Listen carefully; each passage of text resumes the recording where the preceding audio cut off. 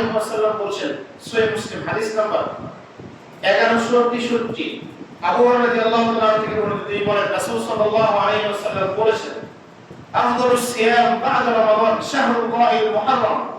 আল্লাহ রাব্বুল আলামিনের নিকট সিয়াম বা রোজা সবচেয়ে গুরুত্বপূর্ণ যে সিয়ামটা বা রোজাটা রমাদানের পরে, রমাদানের সিয়ামের পরে সবচেয়ে গুরুত্বপূর্ণ যে রোজাটা সেটা হচ্ছে শাহরুল্লাহিল মুহাররম।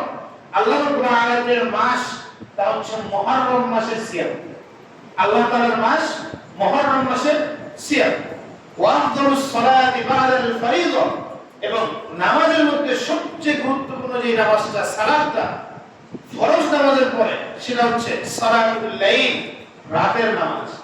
রাতের নামাজ সিয়ামের মধ্যে গুরুত্বপূর্ণ হচ্ছে রমাদানের পরে মুহররম মাসের সিয়াম, এবং সালাত বা নামাজের মধ্যে সবচেয়ে গুরুত্বপূর্ণ নামাজ হচ্ছে ফরজ নামাজের পরে রাতের সালাত বা সালাতুল লাইল।